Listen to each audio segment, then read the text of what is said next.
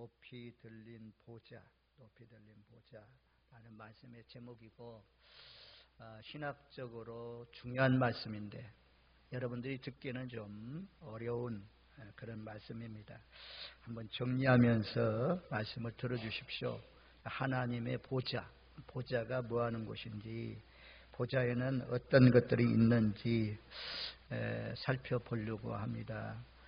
첫 번째는 보좌는 만물을 창조하시는 보좌라는 거죠. 만물을 창조하시는 보좌는 이제 왕이 앉는 의자를 보좌라고 그래요. 우리나라 왕, 요즘에는 왕이라고 그래야, 대통령이라고 그래야 그 권세가 막 높이 막 드러나고 그냥 백성들이 깜짝깜짝 놀라고 그런 시대가 아니지만, 지금 대통령 시대지만 전에 왕, 조선시대, 고려시대 이런 때 왕들이 지배하던 시대의 왕의 자리, 그런 걸 생각하면 아마 하나님의 이 보좌가 어떤 것인지 우리에게 좀 이미지가 좀 다가옵니다. 절대 주권이죠. 절대 주권자, 절대 능력자, 그런 명령하면 그대로 말입니다. 하나님 명령하면 그대로 이루어지는 그런 분, 이 세상에 왕들이 따라갈 수 없는 그런 분의 권세를 가지고 있는 분이 보좌에 앉으셨다는 거죠. 높이 들린 보좌. 그래서 요한계시록 4장 10절 11절 말씀에 보면, 요한계시록은 우리가 기본적으로 요한계시록 4장은 하나님의 보좌에 대해서 말씀해 주고 있고, 5장은 어린 양의 보좌에 대해서 말씀한다 라고 제가 늘 말씀드렸어요. 자, 4장 10절 11절 말씀 가운데 보면, 요한계시록 4장 10절 11절 말씀, 이제 우리 교회가 마지막 때 쓰임 받으려면 요한계시록에 있는 말씀을 자주 보세요. 자주 보세요. 그리고 완전히 17장 음녀의 심판에 대해서 말씀한다. 19장 예수님의 재림장이다. 20장 천년 왕국이다. 이 3장 라오디아, 그 7교회 중에 빌라델피아 교회, 이런 라오디아 교회, 이런 교회가 나온다. 이런 것 말입니다. 6장 하나님의 인지양, 15장 16장 하나님의 진노재앙, 이런 것들을 완벽하게 알고 있어야 돼요. 왜냐하면 전에 있던 이제 구약 말씀은 전에 있던 말씀인데 이루어진 말씀, 이루어진 말씀. 근데 요한계시록은 되어질 말씀이잖아요. 앞으로 되어질 말씀, 이루어질 말씀, 이루어진 말씀도 있지만 앞으로 되어질 말씀이기 때문에 우리가 이 요한계시록 말씀은 평신도들이라도 이 말씀이 무슨 내용이 있는지 성경을 읽어가지고 달달달달 그죠. 요한계시록 10장에 작은 책을 갖다 먹어버리라 그러잖아요. 갖다 먹어버려라. 내 배에 채워서 각 나라와 족속과 열방과 임금들에게 다시 예언하라 라는 말씀처럼 우리가 지금은 말씀을 채워야 돼요. 다른 시간 없으면 요한계시록만 많이 읽으세요. 천독, 우리가 우리나라의 최초의 말입니다. 장로님, 기선주 장로님, 이런 분들은 천독을 했대요. 요한계시록만 천독을 했대요. 암송하고 있는 거죠. 암송. 그분을 통해서, 성경을 밝히 하는 그분들을 통해서 한국교회가 부흥이 일어났습니다. 그래서 한국교회가 성경 말씀이 터전으로 해서 부흥이 운동이 일어나니까 이렇게 많이 건전하게 올 수가 있었습니다. 아무튼 마지막에 가까운 이런 때에 하여튼 통달하십시오. 어떤 성경이요? 이 요한계시록 말씀을 통달하십시오. 제가요 지금 새벽기도 시간에 요한복음을 강의하고 있는데 제가 저 마음속에 감동이 왔어요. 그래서 요한신학, 요한이 말씀을 전한 말씀, 그래도 예수님의 12제자 가운데 예수님이 고난당할 때 박차고 다 뿔뿔이 자기 생명을 위해서 도망쳤는데 끝까지 예수님의 십자가 밑에까지 따라간 사람, 내 어머니다 마리아를 부탁한 요한 제자, 성만찬할 때에 예수님의 가슴팍에 묻혀가지고 떡을 받아먹던 그 요한, 또 누가 우리 가운데 누가 예수님을 팝니까? 물었던 사람, 우리 아들 아주 보안하게 성질이 아주 불같은 그런 성질을 가지고 있어서 사마리아 사람들이 복음을 받아들이지 않을 때 불 뒀다 뭐합니까? 불 쏟아서 막 불태우세요. 이런 성질을 가지고 있는 사람이 하나님을 만나고 성령의 역사로 말미암아 그 강팍한 마음이 녹아지고 깨어져서 세월이 흘러가면서 예수님을 닮은 사람, 부드러운 사람, 사랑의 사자로 바뀌었잖아요. 사도로 바뀌었잖아요. 그래서 밤모섬에 유배되어 갔다가 풀려나서 아주 90이 넘은 나이에 에베소 교회로 왔을 때 거기에서 강대상에 딱 모시다 올려놓으면 여기에서 다 누워가지고 성도들아, 에베소 교회 성도리요, 서로 사랑하세요. 서로 사랑하세요. 이런 말씀을 전했다고 그래요. 우리가 사랑이 부족하잖아요. 사랑이면 뭐 모든 것이 다 되는 거죠. 그래서 요한복음에도 사랑에 대해서 많이 말씀하고 있고 요한 1, 2, 3서도 사랑에 대해서, 또 우리가 잘 아는 요한계시록에도 에베소 교회를 향해서 너희는 첫사랑을 잃어버렸다. 첫사랑을 회복하라 말씀하잖아요. 우리가 한번 떨어지면, 믿음이 한번 탁 떨어지면 그요 다시 일으키기가, 다시 한번 탁 올라오기가 힘들어. 어려워요.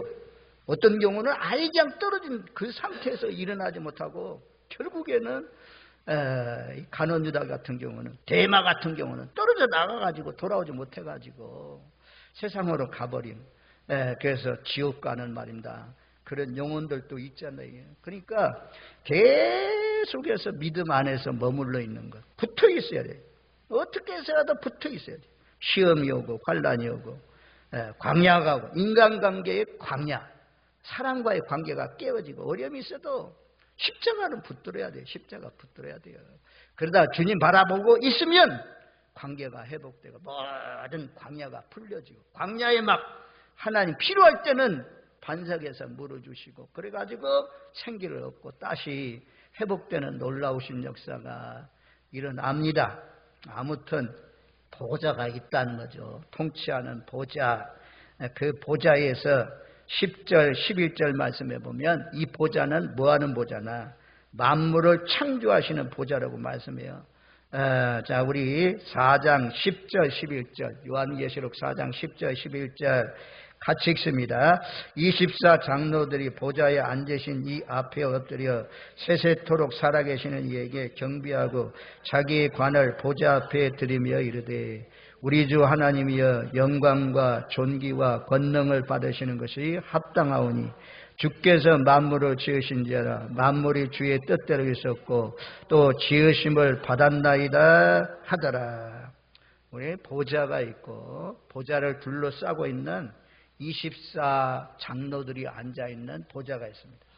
24 장로들 말씀에서요, 구약의 12지파, 신약의 12사도.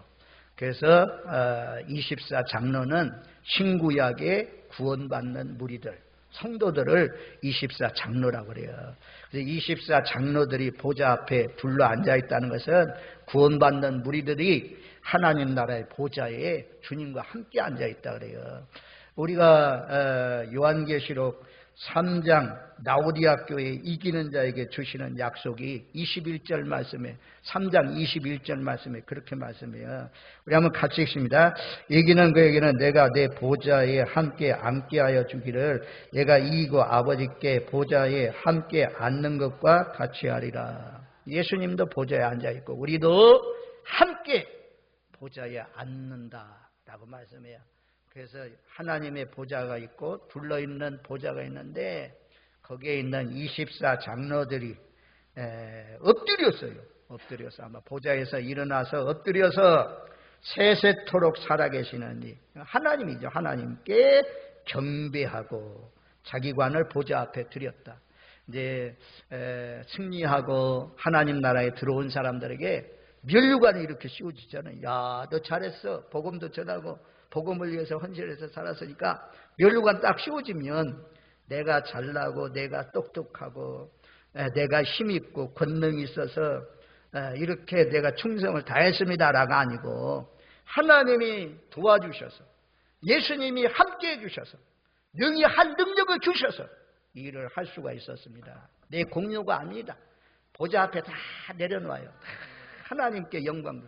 그리고는 11절 말씀에 찬양하잖아요. 우리 하나님이여 영광과 존귀와 영광을 받으시는 것이 합당하오니 주께서 만물을 지으신지라 만물이 주의 뜻대로 있었고 또 지으심을 받았나이다 하더라. 첫 번째 이 보좌는 만물을 창조하신 보좌다. 만물을 창조하시고 만물을 다스리시는 그런 보좌. 이 보좌를 우리가 바라보고 있는 거죠. 만물을 창조하시고 만물을 지배하시고 보존하시는 그 하나님의 보좌다. 만물을 창조하시는 보좌. 한번 따라해. 만물을 창조하신 보좌. 만물을 창조하신 보좌. 두 번째는 거룩한 보좌라는 거죠. 이제 우리가 이사야서 6장 말씀을 보았는데요. 6장에 이제 천사들이 찬양하는 그런 내용이 나오잖아요. 자, 이 6장, 이사야 6장 2절 3절 말씀에 보면 스랍들이 모시고 섰는데 각기 6날개가 있어 둘로는 자기 얼굴을 가리었고 둘로는 자기 발을 가리었고 그 둘로는 날며 서로 불러 이르되 거룩하다 거룩하다 거룩하다 만군의 여호와여 그의 영광이 온 땅에 충만하도다 하더라. 이 거룩한 보좌에 대해서 말씀합니다. 거룩한 보좌다. 하나님의 보좌는 거룩한 보좌다. 그리고 스랍들 천사들이 6날개가 있어요. 6날개. 6날개가 있는데 한 날개는 얼굴을 가렸다. 얼굴을 가렸다. 그리고 한 날개는 또 저 발을 가렸다. 그리고 가운데 있는 날개인가 봐요. 이 날개는 난다 그래요. 난다. 그래서 우리가 얼굴을 가린 것은 감히 영광의 빛의 하나님 볼 수가 없다는 거예요. 감히 나 같은 죄인이 어찌 하나님을 똑바로 바라볼 수가 있겠습니까? 모세도 하나님의 영광을 저 바위뒤에 감춰놓고 뒷모습만 봤다고 하잖아요. 그래서 우리의 얼굴로 뻔뻔스럽게 하나님을 빛이 되신 하나님을 볼 수 없어서 그래서 얼굴을 가렸다 그래요. 얼굴을 가렸다. 우리 예수 보혈의 능력 아니면 주님 앞에 담대히 나올 수 있는 그런 사람이 한 사람도 없어요. 하여튼 얼굴을 가렸어요. 두 번째는 발을 가렸어요. 발로 짚는 죄가 얼마나 많습니까? 먼저는 생각이 술집 가라. 야야 저 우상 섬기는 집에 가라. 우상 섬기는 집에 가라. 저 어디 가라. 이 발이 생각이 말하면 발이 끌려가잖아요. 발이 끌고 가잖아요. 발이 내 몸을 끌고 가잖아요. 발로 짓는 죄, 발이 더러운 것, 냄새나는 발, 감히 이것도 하나님 앞에 드러낼 수가 없어요. 드러낼 수가 없어요. 그래서 발을 가렸다 그래요. 얼굴도 가리고 발도 가리고 그리고 날개는 날고 있다. 날개는 날고 있다. 하나님이 명령하면 하나님의 말씀에 순종하려고 다 준비하고 있는 그런 천사, 대기하고 있는 천사. 우리도 하나님이 말씀하시면 따르려고 순종하려고 하는 그런 자세, 이걸 난다고 그래요. 그래서 마가복음 말씀에 보면 마가복음이 복음서 중에 제일 짧잖아요. 16장으로 되는데 마태나 마가나 요한복음 전부 다 원조 복음, 원조라고 해요. 원조 복음이 뭐냐? 복음서 중에 제일 먼저 기록되니 마가복음을 근거로 해서 마태, 누가, 요한복음이 기록됐다고 그래요. 그래서 마가복음의 말씀에 보면 곧 즉시라는 단어가 많이 나와요. 제자들 바닷가에 지나가다가 예수님이 너희는 나를 따르라 하니까 베드로와 안드레가 그물을 버리고 배를 버리고 예수님 따라갔다고 하잖아요. 조금 더 가서 요한을 만나고 야고보를 만났을 때 너희도 나를 따르라 하니까 그들이 배도 버리고 부모도 버리고 예수님 따라갔다고 합니다. 세관에 가다가 마태가 앉아있는 것을 보고는 너도 나를 따르라 하니까 마태도 다 버리고 따랐다. 병든 사람들, 중풍병자들 4사람이 메고 가버나움 해당에서 내려진 그 중풍병자, 자리를 들고 걸어가라. 그때 자리를 들고 곧 말입니다. 걸어갔다고 하잖아요. 그래서 순종, 하나님의 역사는 순종을 통해서 역사가 일어나요. 우리가 나만 장군도 너 물로 요단강 물에 몸을 7번 씻어라 라고 하니까, 아니 엘리사 선자가 나와보지도 않고 인사도 하지도 않고, 그래도 아람 나라의 국방부 장관이 왔는데 나 같은 사람을 무시해도 유분수지, 저런 선지자가 무슨 선지자야 라고 하면서 그런 얘기를 하면서 막, 성경은 없지만 우리가 상상해 보면 화가 막 일어나가지고 나만이 막 간다고 그냥 나서가지고 돌아가자는, 다시 자기 나라로 가는데 좋은 종들, 신실한 종들이, 아이 주인님 그것도 못하시겠습니까? 아유 그거 뭐 물에 들어가서 몸만 씻으면 되는데 저 같으면 하겠습니다. 그 충고를 듣고 나만이 계급장 다 떼고, 옷 입었을 때는 계급장, 군대 장관 다 드러났지만 계급장 다 떼고 완전히 빨개 벗어가지고 문둥병이 막 드러나는 그런 몸으로 한 번 씻고 두 번 씻고 7번 딱 씻고 나왔을 때 어린아이 피부처럼 깨끗해졌다. 순종이 능력입니다. 뭐 제일 순종하면 떠오르는 것이 무엇입니까? 사무엘서에서 유명한 말씀이잖아요. 하나님은 제사를 드리는 것보다도 순종을 더 기뻐한다. 사울왕에게 말씀했잖아요. 사울왕에게 하나님이 버리신 이유, 왕이 그 아멜렉 사람들 다 진멸하라고 했는데 진멸하지 않았다. 왕은 제사 드리려고 기름진 양, 기름진 소, 좋은 것들 다 남겼습니다. 하나님 앞에 제사 드리려고 남겼습니다. 그랬더니 사무엘을 통해서 주시는 말씀이 무엇입니까? 제사를 드리는 것보다도 하나님은 하나님의 말씀에 순종하는 것을 더 좋아하십니다. 왕이 하나님의 말씀을 버렸기 때문에 하나님도 왕을 버립니다. 그래서 버림당했잖아요, 사울왕이. 우리가 잘 아는 우리가 요단강을 건너서 가나안 땅을 쳐들어갈 때도 마찬가지잖아요. 그때 여호수아와 함께하는 증거를 모세와 함께한 것처럼 내가 너와 함께한다. 증거가 무엇입니까? 제사장들로 하여금 아주 그냥 몸에 때 풍성이, 물이 막 풍성이, 흙탕물이 막 sul살같이 홍수 때 흘러가는 거죠. 지금 뭐 청도처럼 얼마 안 흐르잖아요. 근데 저기 장마 때는 막 엄청나잖아요. 그런 물이 흐를 때 법궤를 메고 제사장들로 하여금 먼저 들어가라요. 요단강에 들어가라요. 그런 사람들이 목숨을 걸고 들어가지 않겠어요? 딱 들어갔더니 물이 쫙 멈췄잖아요. 그래서 마른 땅과 같이 건너갔다. 여리고성을 무너뜨릴 때도 돌아라. 마지막 날은 고함을 질러라. 무너질 것이라. 그대로 말입니다. 이루어지잖아요. 그래서 최초의 아담, 모든 나무의 실과는 다 따먹어도 되지만 선악을 알게 하는 나무는 따먹지 마십시오. 불순종했잖아요. 그래서 결국 에덴 동산에 쫓겨났잖아요. 저와 여러분들, 내 생각에, 내 계획에, 내 뜻에, 내 경험에, 내 과학적으로, 지식적으로, 역사적으로 맞지 않아도 하나님의 말씀이 명령하면 그대로 순종해서 복 받으시는 저와 여러분들 되시기를 주님의 이름으로 축원드립니다.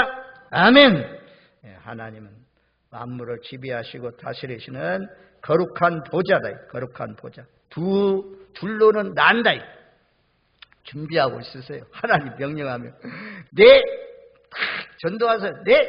기도에 나와서 네만 하면 돼요. 사실 우리가 그걸 못해서 그렇지. 하여튼 하나님의 보좌는 거룩한 보좌다. 자, 시편 47편 6절로 8절 말씀에 보면 47편 6절로 8절 말씀, 거기에 보면 이렇게 말씀해요. 찬송하라. 하나님을 찬송하라. 찬송하라. 우리 왕을 찬송하라. 하나님은 온 땅의 왕이심이라. 지혜시로 찬송할지어다. 하나님이 뭇 백성을 다스리며 하나님이 그의 거룩한 보좌에 앉으셨도다. 거룩한 보좌라고 여기도 말씀하잖아요. 거룩한 보좌. 거룩한 보좌를 바라보고 우리가 해야 할 일이 무엇이냐. 여기 보니까 6절에 4번씩이나 나와요. 대부분 이제 2번 하는 것이 강조고, 조금 더 강조하면 3번 강조하거든요. 근데 여기는 4번이나 나와, 4번이나. 찬송하라. 하나님을 찬송하라, 찬송하라. 우리 왕을 찬송하라. 그래서 보좌에 계신, 거룩하신 보좌에 계신 그 앞에 천군 천사들이 얼굴을 가리고 발을 가리고 날면서 거룩하다, 거룩하다, 거룩하다 찬송하는 것처럼, 그래서 문지방에 터가 요동하고 연기가 막 임하는 것처럼, 바울과 실라가 감옥에 있을 때 하나님을 찬양하고 기도했더니 옥문이 열려지는 막 지진이 일어나는 것처럼 그렇게 찬송하는, 거룩한 보좌를 생각하면서 찬송하라, 하나님을 찬송하라, 찬송하라, 우리 왕을 찬송하라. 할렐루야. 아멘. 4번씩이나 하자. 4번씩이나. 얼마나 참 복된 말씀입니까? 온 땅의 왕이신 거룩한 보좌에 앉아있는 그 하나님 앞에 요한계시록에 나오는 24장로처럼 아주 그냥 내 공로를 다 주님 앞에 다 내려놓고 엎드려서 구원하심이 보좌에 계신 하나님과 어린 양께 있도다 나가면서 청려나무까지 흔들면서 찬양하는 저와 여러분들 되시기를 주님의 이름으로 축원드립니다. 아멘. 그 다음에 3번째는 계시하시는 보좌입니다. 계시하는 보좌. 요한계시록도 내가 마지막 때의 일을 반드시 속히 일어날 일을 너에게 보여주겠다라고 말씀했는데, 요한계시록 5장 1절 말씀에 보면 내가 봄에 보좌에 앉으신 이의 오른손에 두루마리가 있으니 안팎으로 썩고 7인으로 봉하였더라. 봉해졌어요. 봉해졌어요. 그래서 누가 이 봉한 책을 떼기에 합당하냐? 땅이나 뭐 바다나 하늘 위에나 누구나 보거나 펴거나 할 리가 없어서 요한이 크게 울었습니다. 울었더니 5절 말씀에 5장 5절 말씀에 장로 중에 한 사람이 내게 말하되 울지 말라. 요한사도에 울지 마세요. 유다의 지파 사자 다윗의 뿌리가 이겼으니 그 두루마리와 그 7인을 떼시리라 하더라. 유다의 지파 예수님, 다윗의 뿌리 예수님이 이기셔서 봉하여진 책을 떼기에 합당합니다. 그래서 예수님이 다 떼니까 이 만물이 찬양하고 내생물이 찬양하고 24장로들이 찬양한 그런 내용이 이 5장입니다. 5장에 나오는 말씀입니다.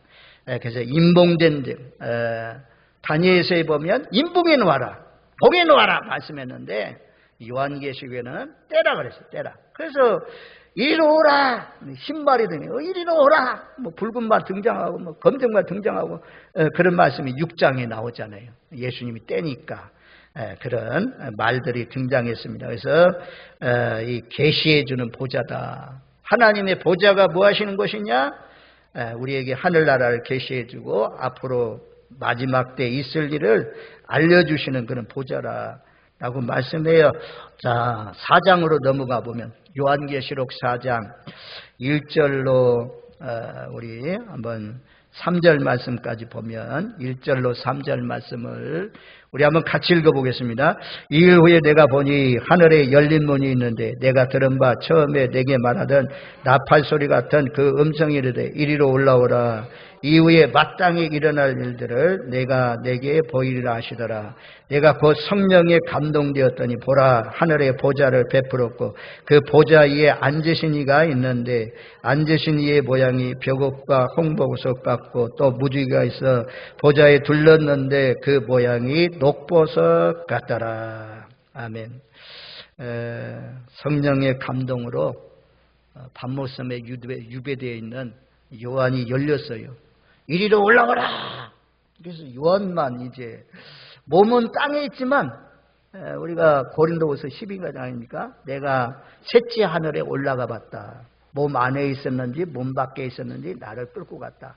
셋째 하늘 천국에 대해서 말씀하고 있잖아요. 그런 것처럼 하늘이 확 열리면서 요한이 아마 기도하는 중에 이런 장면이 열렸을 것입니다. 그래서 보좌를 바라보게 되었고 그 보좌 위에 앉으신 이가 있는데 라고 하면서 앉으신 이의 모양이 우리처럼 생긴 게 아니에요. 저기 보면 3절 말씀에 그렇게 말씀해요. 앉으신 이의 모양이 벽옥과 홍보석 같고 또 무지가 있어 보좌에 둘렀는데 그 모양이 녹보석 같더라.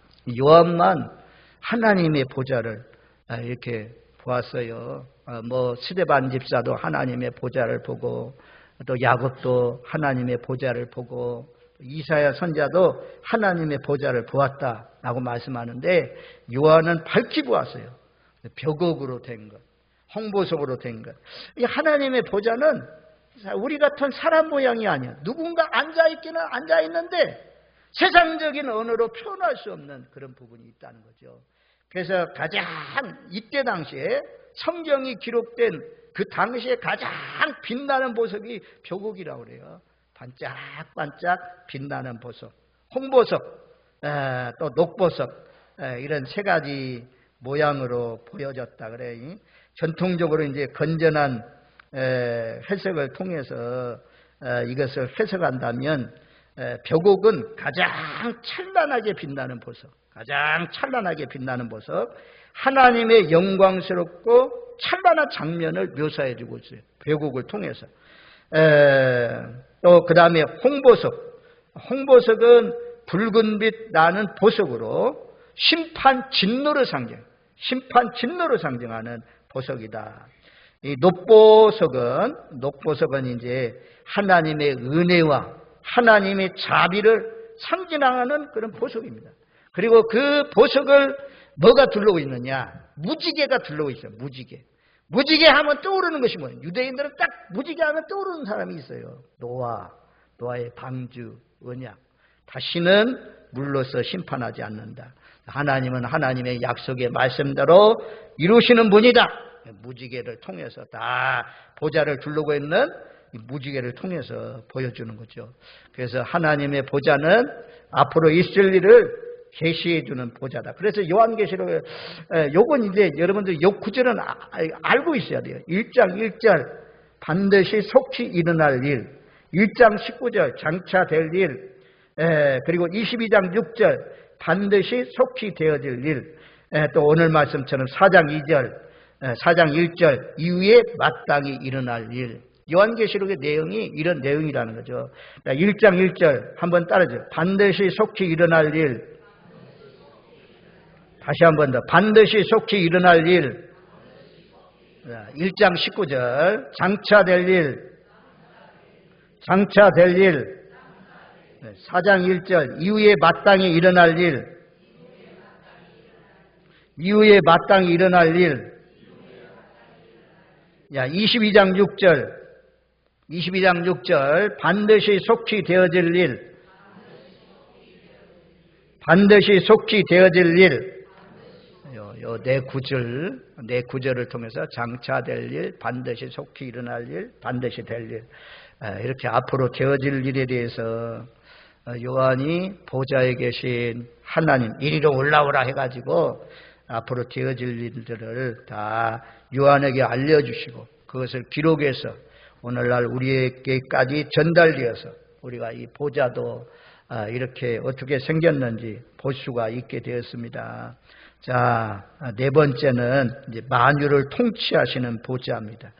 시편 103편 19절 말씀에 보면 103편 19절 말씀, 103편 19절 말씀 우리 한번 같이 읽겠습니다. 여호와께서 그 보좌를 하늘에 세우시고 그의 왕권으로 만유를 다스리도다. 보좌를 하늘에 세우시고 모든 만유를 다 다스리시는 그런 분이다 라고 말씀해요. 그런데 자, 윤석열 정부 밑에 총리도 있고 장관들도 있고 차관들도 있고 그래서 왕이 정책을 추진하는 이들을 또 비서실장도 있고 그런 사람들도 있고 그래서 왕이 딱 얘기를 하면 그걸 다 메모했다가 자기 관계된 것들 다 일을 왕을 받들어서 그 일을 잘 이루어 나가잖아요. 근데 하나님의 일은 누가 그 일을 이루어 줍니까? 이제 우리 같은 사람이 이루어 주는 거고, 또 여기 보면 그렇게 말씀해요. 103편 20절 말씀에 보면, 자, 20절, 21절, 우리 한번 두 구절 말씀을 같이 읽습니다. 능력이 있어 여호와의 말씀을 행하며 그 말씀이 소리를 듣는 여호와의 천사들이여 여호와를 송축하라. 그에게 수종들며 그의 뜻을 행하는 모든 천군이여 여호와를 송축하라. 천군 천사들이 하나님 명령하며 하나님 말씀하시면 네 하고 하면서 가가지고 하나님의 뜻을 이루죠. 스가랴서 말씀에 보면 말 타고 등장하잖아요. 북쪽으로 나가간 말들이 하나님의 뜻을 이루어서 하나님의 마음을 시원하게 했다. 이런 말씀들이 있잖아요. 그래서 하나님의 명령을 따라서 순종하는 것들이 뭐냐? 천사들. 그리고 22절 말씀 우리 한번 103편 22절 말씀 같이 읽습니다. 여호와의 지으심을 받고 그가 다스리는 모든 것에 있는 너희여 여호와를 송축하라. 내 영혼아 여호와를 송축하라. 누가 또 합니까? 우리를 통해서, 너희를 통해서, 구원받은 우리를 통해서, 하나님 있는 하나님의 자녀를 통해서 천사들에게 복음 전하는 일을 맡기지 않고 우리에게 맡겨주셨다 말씀하잖아요. 하나님의 일들은 천군 천사를 통해서 또 하나님을 믿는 우리를 통해서 보좌에 계신 하나님이 명령해서 그 명령에 순종하시는 사람들, 영물들을 통해서 하나님의 뜻이 이루어진다. 제가 네 가지를 말씀드렸어요. 오늘 네 가지. 첫 번째는 만물을 창조하시는 보좌, 두 번째는 거룩하신 보좌, 세 번째는 계시하시는 보좌, 네 번째는 만유를 통치하시는 보좌. 어쨌든 예배도 그 보좌 보고 찬송도 그 보좌 보고 전부 다 우리가 헌신하는 것들이 다 보좌에서 보고 있어요. 그 주님 앞에 아름다운 것들을 많이 올려드리시는, 향기 나는 것들을 올려드리시는 저와 여러분들 되시기를 주님의 이름으로 축원드립니다. 아멘.